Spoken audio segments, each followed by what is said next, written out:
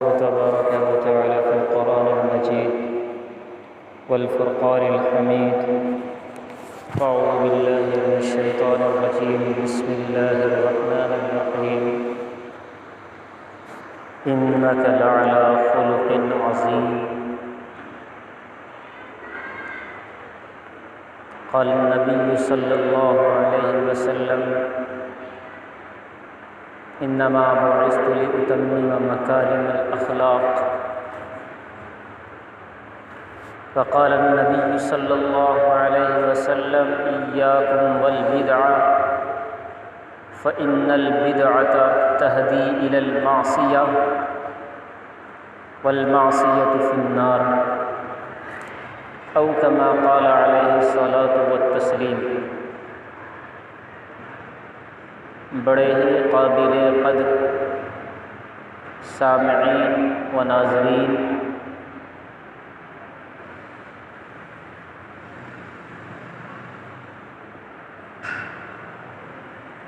ویسے تو تمام ایام میں یکسانیت ہے، کوئی دن کسی دن سے بڑا نہیں ہے.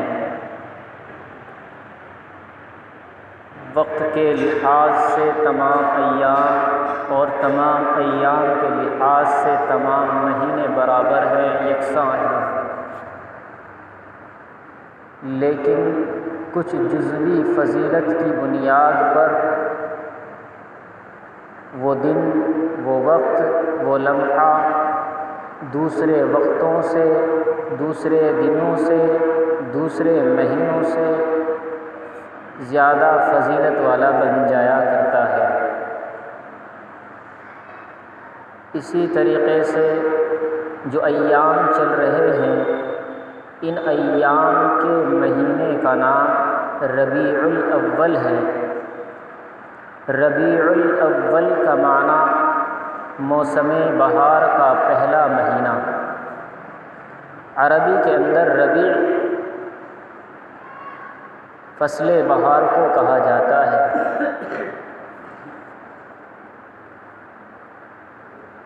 اور چونکہ اس موسم کے اندر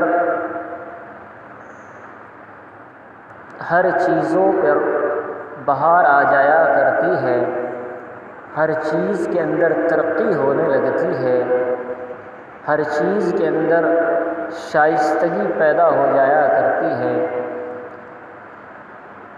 اس لیے اس مہینے کو ربیع الاول کہا جاتا ہے. گویا دوسرے لفظوں میں یوں کہے خوشیوں کی آمد ہے. اس مہینے کے اندر سرور کائنات، تاجدار انبیاء، خاتم النبیین جناب محمد مصطفیٰ احمد مجتبیٰ نبی کریم صلی اللہ علیہ وسلم تشریف لائے. اس لیے یہ حضور علیہ الصلاۃ والسلام کی آمد کا مہینہ ہے.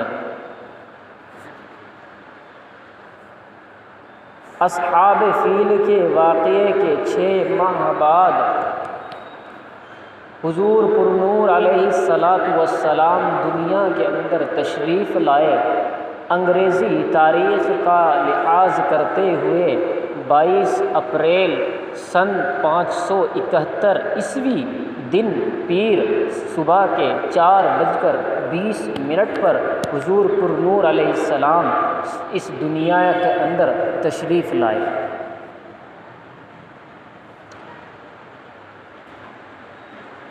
کہتے ہیں کہ جب حضور پرنور علیہ الصلاۃ والسلام اس دنیا میں تشریف لائے تو حضور کے دنیا میں آنے کی وجہ سے پورے عالم کے اندر ایک نور سا پھیل گیا، ایک روشنی پھیل گئی. اور سیدہ آمنہ رضی اللہ تعالی عنہا فرماتی ہیں کہ میں نے جب حضور پرنور علیہ السلام کے آمد کا نور دیکھا تو وہ نور سارے عالم میں اس طرح پھیلا ہوا کہ میں مکہ میں رہ کر میں نے شام اور خراسان اور ایران تک کے محلوں کو دیکھا ہے. شفا بنت اسود جو آپ کی دائی ہے وہ کہتی ہیں کہ میں نے حضور پرنور علیہ السلام کو جب ہاتھوں میں لیا تو آپ کا جسم اطہر ایسا پاک اور صاف اور شفاف جیسے ابھی نہلا کر دھلا کر رکھا ہو۔ حضور پرنور علیہ السلام پر اور بچوں کی طرح کوئی ماں کے جسم کی کوئی گندگی نہیں تھی، ماں کے جسم کے کوئی گندگی نہیں لگی ہوئی تھی۔ حضور پرنور علیہ السلام بالکل پاک صاف شفاف گویا کہ جنت سے وضو کر کے آئے ہوں۔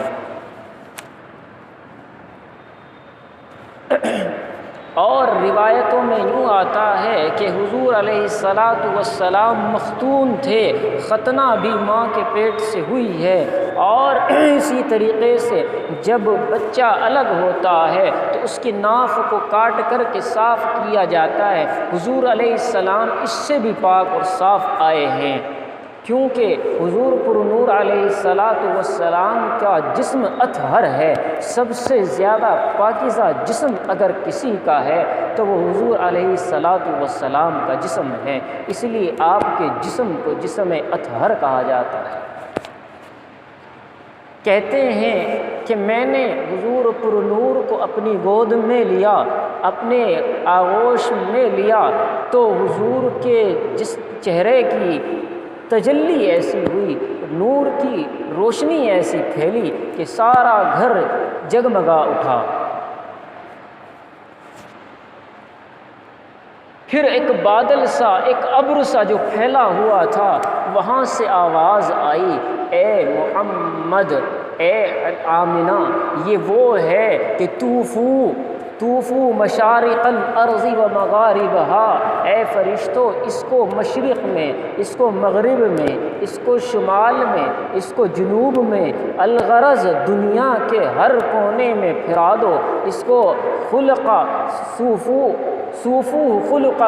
آدم، اس کے اندر آدم کے اخلاق عطا کرو، شیس کی تبلیغ عطا کرو، نوح کی شجاعت اور نوح کا جلال عطا کرو، آدم کا موسیٰ کا جلال عطا کرو، یوسف کا جمال عطا کرو، عیسیٰ کی نرم گفتگو گوئی عطا کرو، ہارون کا شائستہ کلام عطا کرو، الغرض صوفو فی اخلاق النبیین، اس میرے نبی کے اندر تمام نبیوں کے اوصاف، تمام نبیوں کے اخلاق کو پیوست کر دو۔ کیونکہ یہ ہے ما کان محمد ابا احد من رجالکم ولکن رسول اللہ وخاتم النبیین، یہ میرا نبی تمام نبیوں کا خاتم ہے، یہ میرا نبی تمام نبیوں کا خاتم ہے، اس کے بعد کسی نبی کو نہیں آنا ہے، سارا حسن اسی نبی کو دے دو، ساری تبلیغ اسی نبی کو دے دو، سارا جمال اسی نبی کو دے دو۔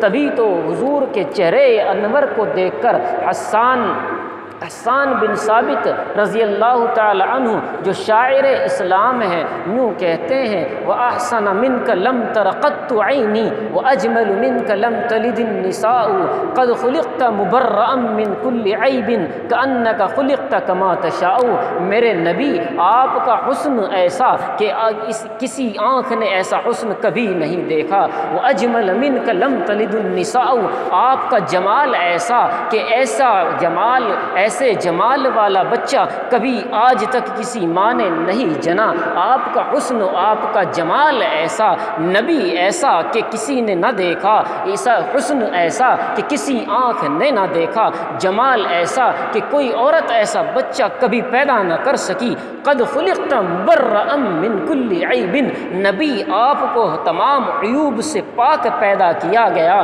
کأنک خلقت کما تشاء، جیسا ایسا پیدا کر دیا گویا کہ جیسا آپ کی من چاہی ہے۔ اللہ نے اتنا حسین و جمیل میرے نبی کو پیدا فرمایا۔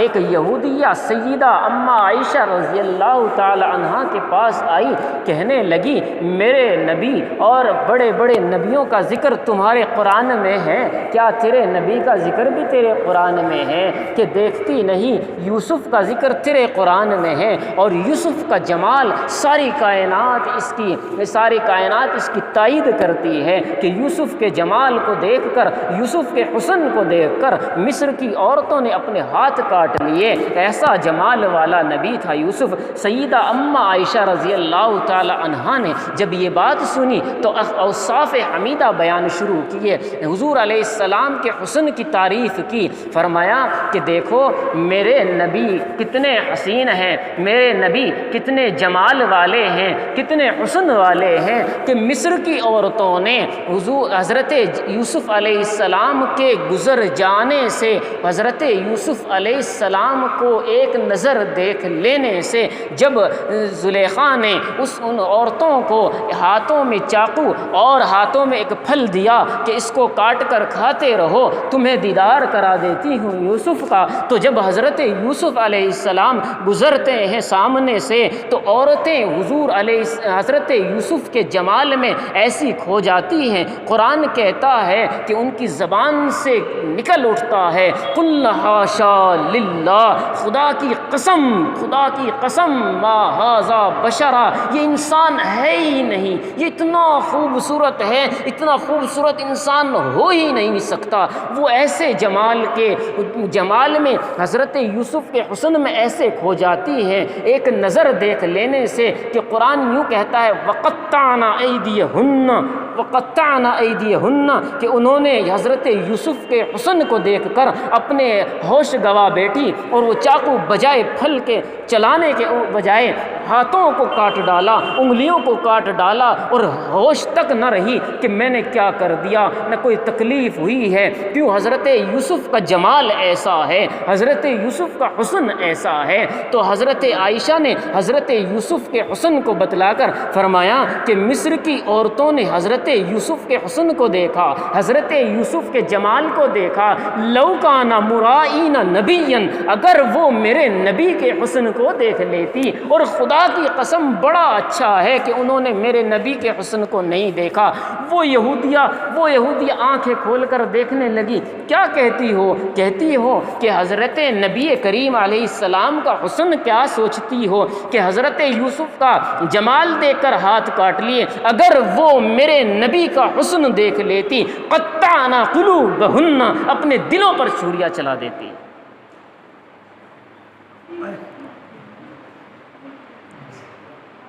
یہ ہے میرے نبی کا حسن، یہ ہے میرے نبی کا جمال۔ اللہ نے نبی کے ہر ادا کی قسم کھائی، ہر ادا کو اللہ نے قرآن میں تعریف بنا کر پیش کر دیا۔ والنجم اذا هوى ما ضل صاحبكم وما غوى وما ينطق عن الهوى ان هو الا وحي يوحى علمه شديد القوى ذو مرة فاستوى وهو بالافق الاعلى ثم دنا فتدلى فكان قاب قوسين او ادنى۔ یہ میرے نبی کی تعریف ہے، یہ میرے نبی کی تعریف ہے، یہ میرے نبی کا حسن ہے، یہ میرے نبی کی نعت ہے، یہ میرے نبی کی نظم ہے جسے اللہ گنگنا رہا ہو۔ میں نبی کی شان میں عقیدہ کیا پیش کروں؟ میں صرف وہ عقیدہ پیش کروں جو میرے خدا نے میرے نبی کی تعریف میں نظم پڑھی، وہ میں نے آپ کو سنائی۔ خدا نے کہا والنجم اذا هوى، کیا رات تھی۔ اللہ نے اس رات کی بھی قسم کھائی۔ اللہ نے جس شہر کے اندر میرے نبی نے قدم رکھا، اللہ نے اس شہر کی قسم کھائی، لا اقسم بهذا البلد، میرے نبی کے جب زلف لہرائے تو اللہ نے اس کے زلفوں کی قسم کھائی، والضحى واللیل اذا سجا، میرا نبی جب مسکرایا تو دندان مبارک جب ظاہر ہوئے تو میرے اللہ نے اس دانتوں کی قسم کھائی، فرمایا یاسین والقرآن الحکیم۔ میرے نبی نے جب اپنا چہرہ انور سب کے سامنے رکھا تو میرے خدا نے اس چہرے انور کی تعریف میں قرآن نازل فرمایا، واللیل اذا سجا۔ میرے نبی کی عمر کے بارے میں جب سوال ہوا تو اللہ نے آسمان سے قرآن نازل کیا، ما عمرک، اللہ نے میرے نبی کی ہر ادا کو قرآن میں پیش کر دیا اور تمام اخلاق کو یوں فرمایا، انک لعلی خلق عظیم، میرا نبی بڑے اخلاق والا ہے،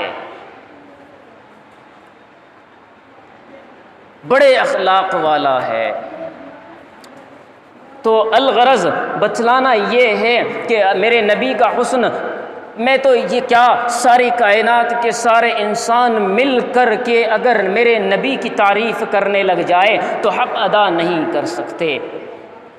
دو ہستیاں ایسی ہیں جسے کبھی تعریف کے احاطے میں نہیں لایا جا سکتا۔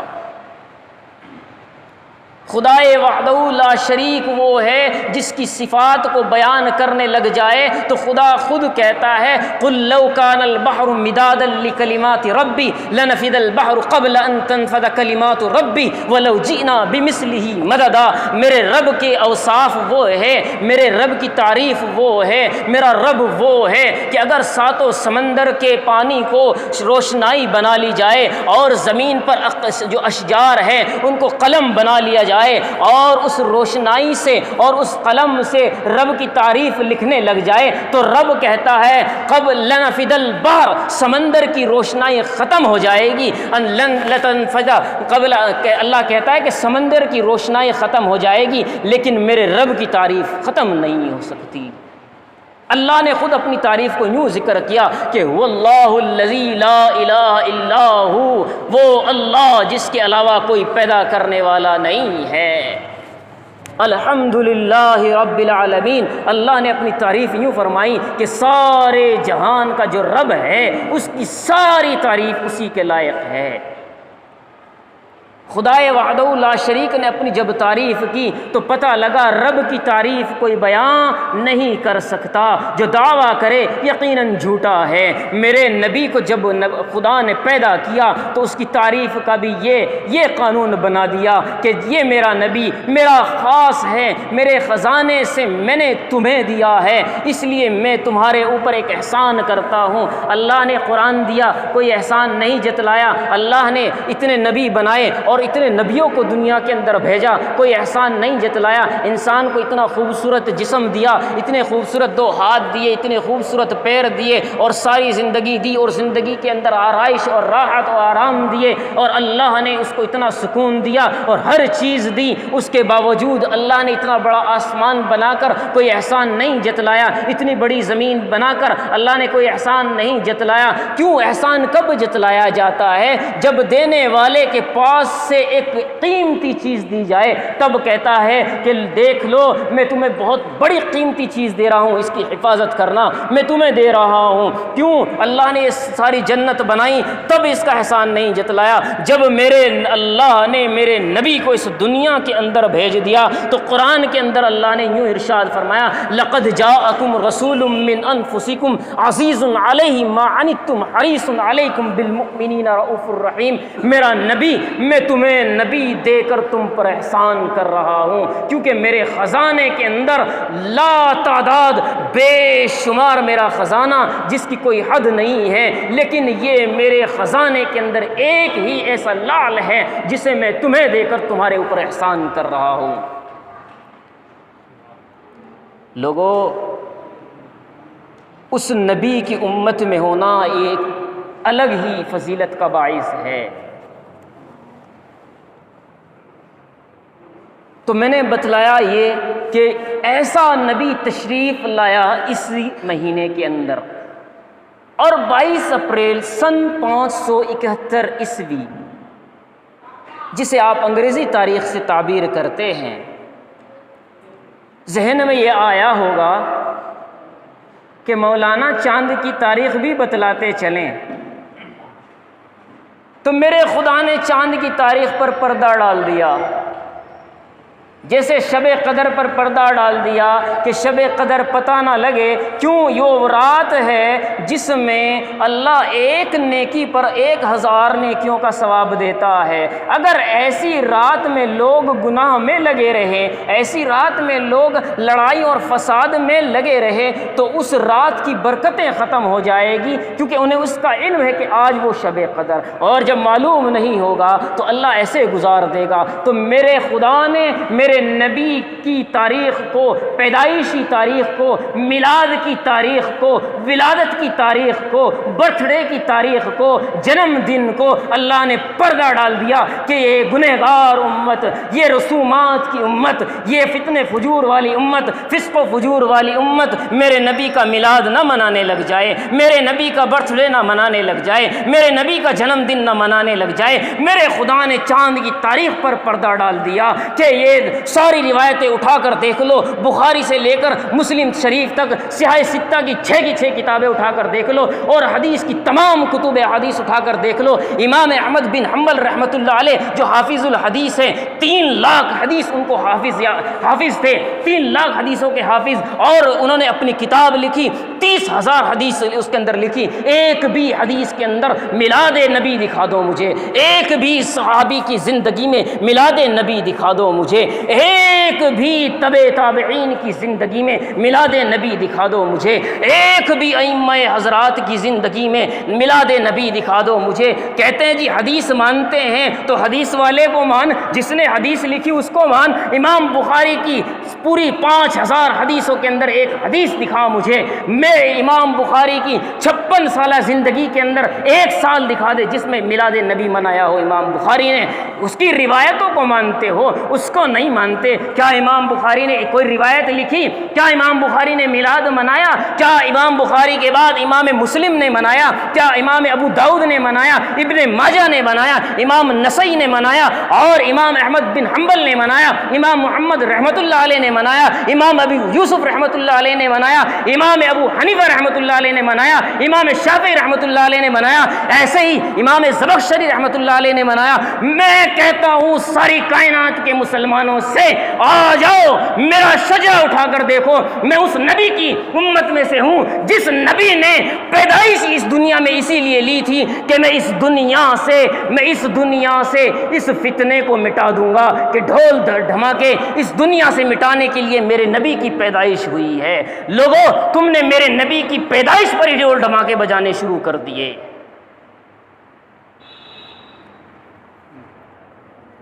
یاد رکھے میلاد تو بہت بڑی بات ہے، قرآن بھی ڈھول دھماکے کے ساتھ پڑھنا حرام ہے، جائز نہیں، حرام ہے۔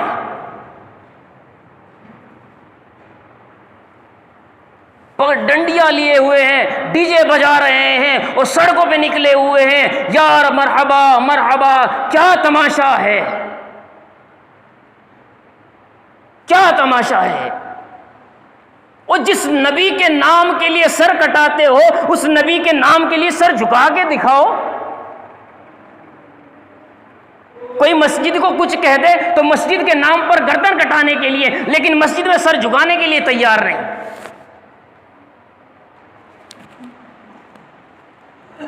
اس کا نام نہیں ہے۔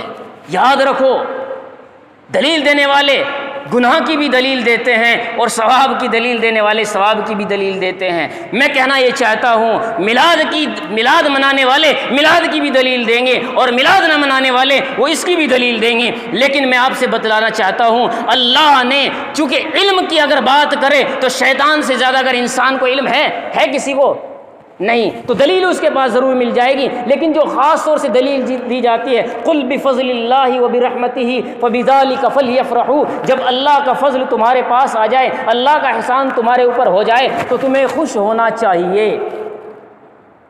جو دلیل دیتے ہیں میلاد کی اس دلیل کو بتا رہا ہوں، فلیفرحوا، خوش ہونا چاہیے۔ خدا نے یہ نہیں کہا خوشی منانا چاہیے۔ خوش ہونا الگ چیز ہے، خوشی منانا الگ چیز ہے۔ انگلش میں کہتے ہیں سیلیبریٹ، خوشی منانا، سیلیبریٹ کرنا۔ تو خوش ہونا، جس انسان کو نبی کی ولادت پر خوشی نہیں وہ مسلمان نہیں ہے۔